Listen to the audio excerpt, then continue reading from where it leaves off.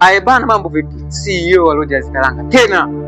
Bana, natoka ofisini kuongea na mkurugenzi. Baba wa huruma amenituma nikwambie habari njema na mimi nazileta. Mimi ni nani?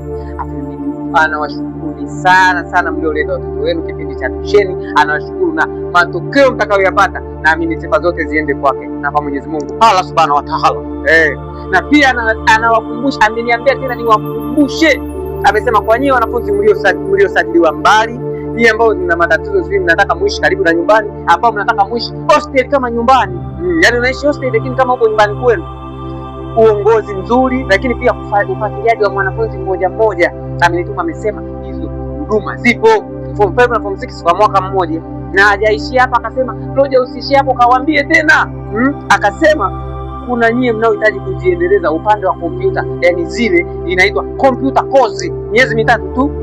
Unajipatia kidogo, unaweza hata ukaomba kazi stationary. Akasema msibueteke. Akuishia hapa, akasemaje? Kwa nyinyi ambao mnataka kurudia mitihani ya form 4, form 4 mnaita QTPC, yote mnakaribishwa. Na kuishia hapa, akasemaje? Lakini pia akasema form 1 offers zinaendelea.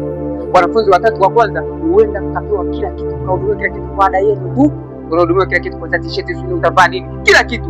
Nakwambiaje, ipo karibu yako. Na sasa mzee akaniambia Roja, kawaambie kwamba sisi tunapatikana kila mahali. Kuna Ukonga, Mbezi Luisi, tupo Mbezi pale, dawa Msigani. Lakini pia Tegeta tupo, dawa Msichoke.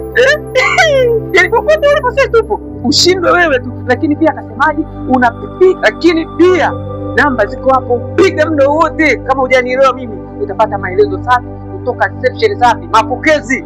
Namba hizo hapo 06 78 07 77 70. Hiyo ni Mbezi. Kwa matajiri wenzangu hawana shida. Yaani mwendo kupiga, tuna WhatsApp ipo. Lakini pia tupatie Ukonga Skilifu mitandaoni kote. Yaani wewe utakaoenda andika tu Ukonga Skilifu utatupata, na huduma zetu ni bora na sahihi sana. Watu wote wamefanikiwa, labda wewe tunamwona. Asante.